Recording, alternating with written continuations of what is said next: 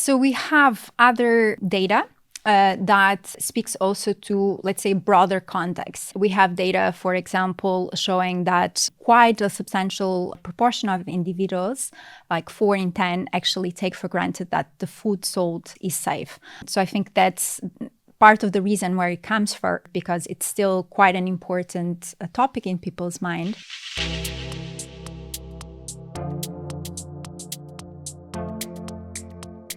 Hello and welcome to another episode of Signs on the Menu. My name is Ed Bray and I work in the communications team at EFSA. And joining me today is Joana Lourenço. Thank you very much for joining us. Joana, how are you today? Very well, thank you for having me. So today we're going to be talking about food choices and the things that people think about when it comes to food, purchasing food, what are their concerns, etc. We're also going to look at social science. You're a social scientist. You're going to explain what that means in terms of a regulatory agency like EFSA. And I think you've got a surprise for me as well in the form of a quiz. Is that right? Yes, that's right. We'll get into it further ahead, I think. Okay, perfect. So let's start with the research that we've recently done on that. Eurobarometer.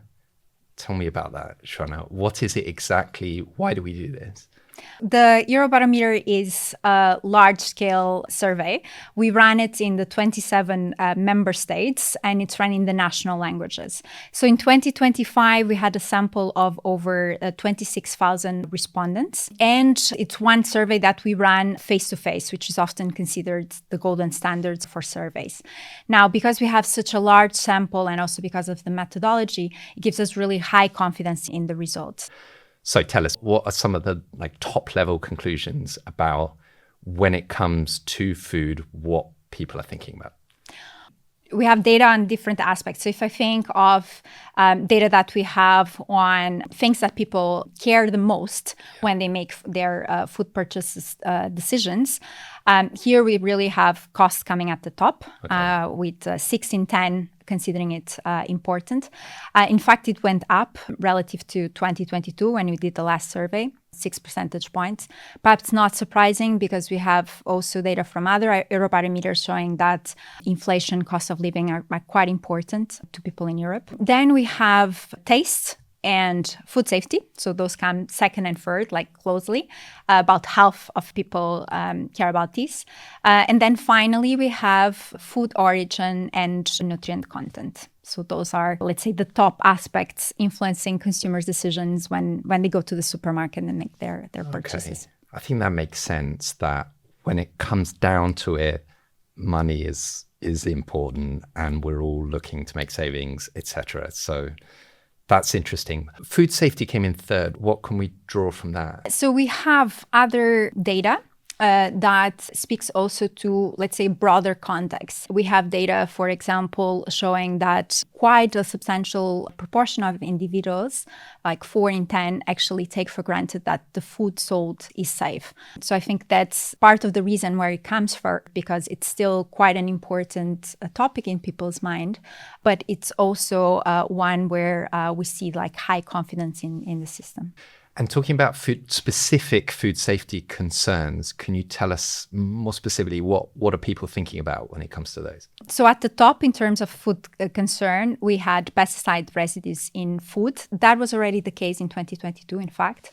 So 4 in 10 are concerned about it. And that is then closely followed by antibiotics, hormone, and steroid residues in meat, and then food additives. Now, interestingly, there weren't a lot of changes relative to 2022 in terms of the main concerns, but there was an exception, which is microplastics in food. We saw that 1/3 was concerned about that topic. That's an increase relative to 2022. And here is one where it's also interesting for us to consider more country-level data. So in 2022, was the top concern only in one country. That was the Netherlands. Okay. And if you fast forward to 2025, it's actually the top concern in 5 additional countries. And in fact, we are now doing additional research on the topic to try and understand what may be driving higher concern or not with the topic, looking at things such as value, people's risk judgments, personal experience, social norms, and so forth. Okay, that makes sense also given the public perception about environmental sustainability, plastic, a lot of articles in the media. So we can see that reflected also in what we see around us. Exactly. And in fact, part of this research that I mentioned, that those are aspects that we will tackle on. No? So we are measuring proxies, for example, the way people may feel close or not to the environment, how that may influence their decisions. In-house, we also monitor social media discourse. So because we'll do this research in multiple countries, we'll also complement it with the analysis of social media discourse around these topics. We talked about a possible quiz that you might have. You have some questions, is that right? Yes, I'd be very happy to turn the tables now. Okay, so first question for you. As we talked at the beginning, food safety comes third in terms of what matters for people when they make their food purchase decisions. There were a couple of countries in Europe where it came first. And I would like your guess on what these countries may be. Okay, so full disclosure, I do not know the answer to this straight off. It's Full not like disclosure, we've prepared this in advance. Yeah. So you're saying that food safety came top. So my guess is that it would be a country maybe with a higher GDP where people are thinking about this. Maybe, cost is not superseding. This is really a guess. So I'm going to go with Austria and I'm going to go with Sweden. Okay. Both of those are incorrect, but I like that you verbalize your reasoning. So in fact, and this may surprise you, the top two countries are Italy and Romania. Okay. And in fact, Italy, it's a tie because we see equal level of importance of food origin and food safety. And it's one, and this is the nice aspect of we collecting this data every so often, is actually a pattern that has remained stable. So it was already the case in 2022. Right, that makes sense. I mean, living in Italy, food is obviously of utmost importance to people, and food origin being also very important. But that's interesting about food safety. Okay, so I'm 0 from 1 so far. Okay, you have another chance. So question 2. So I'm going to remind you of what the top 3 concerns in the EU were, and I want you to tell me which one was not shared by those candidate countries. Okay. So here we go. Pesticide residues in food. Right. Antibiotic, hormones, and steroids residues in meat. Okay. And food additives. Which one do you think was not at the top in candidate countries? Okay. Yeah, pesticide residue sounds like an important concern for many people. I think I'm going to keep that one in. Of the other two, I also think food additives is high on the list. I'm going to go with the antibiotic residues. Done. Yes. Yes, Okay. That is correct. Any guesses on what might have been at the top instead? As a food safety concern in those places, some kind of contaminant. The contaminants. Yeah, so it was food poisoning coming from food and drinks, which, to be fair, is also up there in the top 5 in the EU, but for candidate countries was even higher. Okay. But great. Okay. Well done, Ed. Okay, so final one. So in 2022, TV was the top information source that people used overall for information on food safety. Now, in 2025, which of these 3 statements do you think is correct? Mm-hmm. TV remained at the top and it increased in popularity. TV remained at the top but decreased in popularity. Or TV was overtaken by social networks as the top information source. I think TV is still important. So people underestimate actually the importance of TV when they talk about the rise of social media, etc. I think that social media is rising. I think that's clear. More and more people are getting their information from there. I'm going to say that TV is still top, but it's going down as a proportion and social media is going up. Okay, so your instinct is perfectly correct. Okay. Indeed, we saw a decrease of 6 percentage points for TV in 2025, but we still have more than half of Europeans relying on it. Social networks and blogs went up slightly. And here is one that perhaps unsurprisingly, we see big age-related effects. So we see that people from younger ages, so those that are aged up to 25 years old, tend to rely more on online sources of information, be it internet or social networks or blogs. Makes sense to me. Okay, so 2 out of 3, not too bad. I think you did pretty well, considering these were random questions that you didn't look up.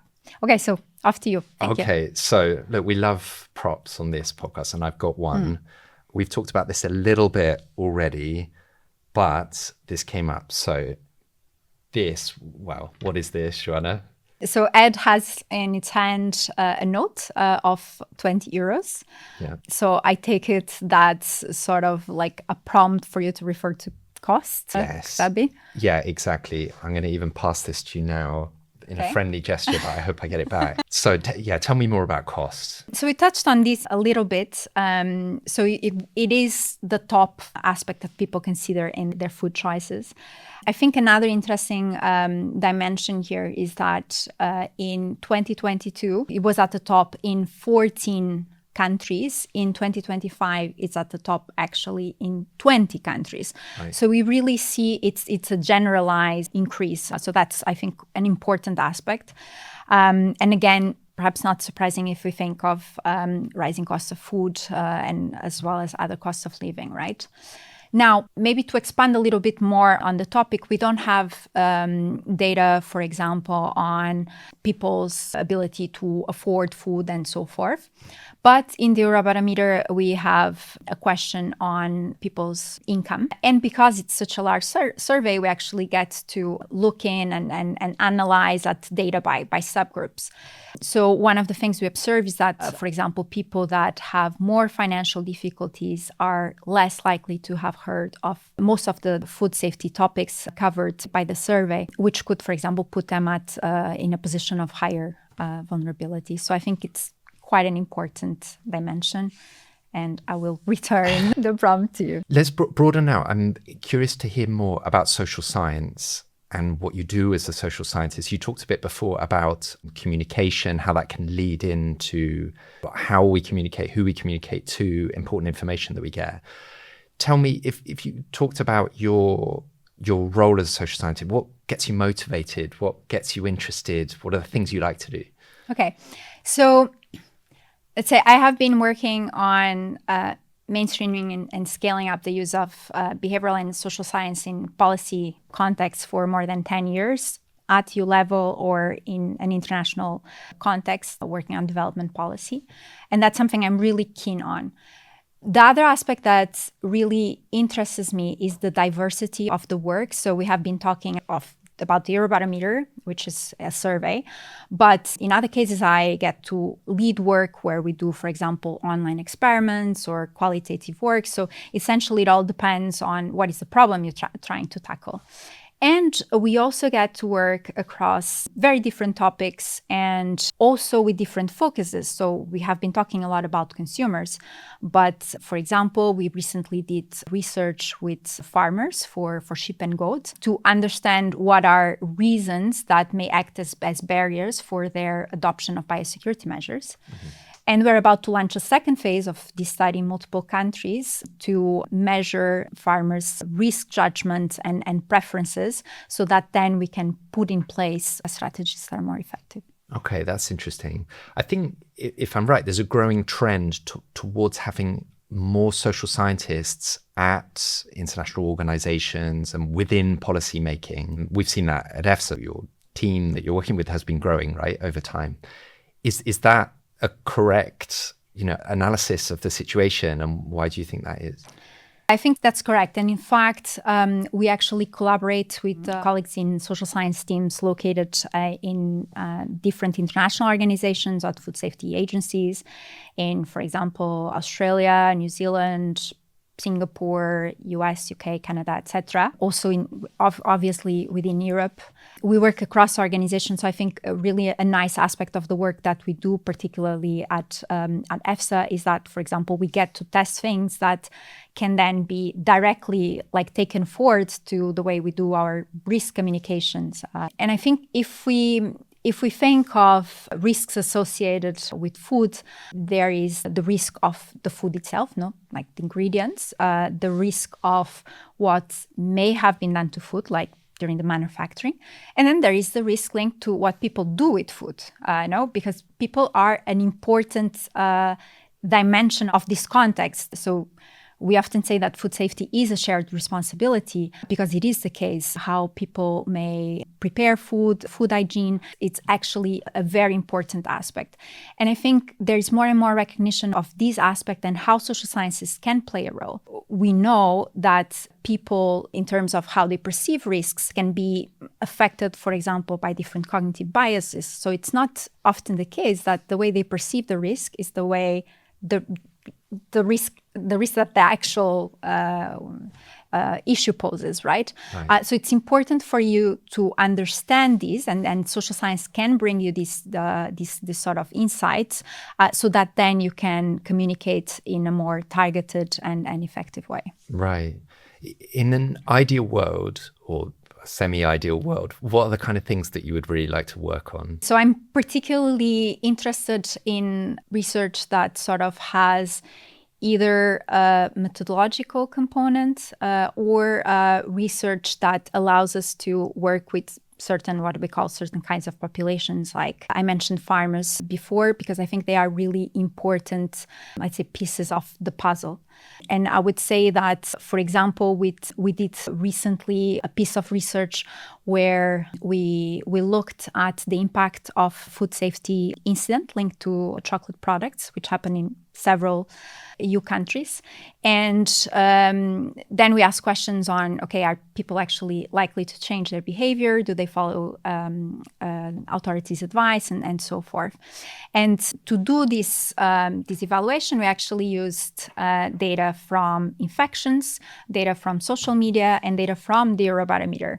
So for me, this dimension is quite interesting, the fact that I get to work in a very applied context, and also this triangulation and combination of sources, because it also means that I get to work with people with very different expertises. So we did this in collaboration, for example, with colleagues in our working group, so our advisory group for social sciences. And using the Eurobarometer data, we have, for example, data on on the extent to which they may change their behavior in response to an incident involving salmonella. And we found some interesting results, like the fact that people that have higher trust in national authorities are more responsive to food recalls, and they also tend to be more prone to follow advice. That's so interesting. You must become an expert on human behavior and our psychologies and what we do. Well, the nice thing is that knowledge can always evolve, Right. so never gets boring. Thanks so much, Joanna. I think we can finish there. It was really interesting talking to you. So thank you very much. Thank you to our listeners. Please subscribe to our podcast if you didn't already. Like it, share it, and engage with our content on social media channels. That's it for now. So thank you, Joanna. It's goodbye from us, and see you again soon on Science on the Menu. Goodbye.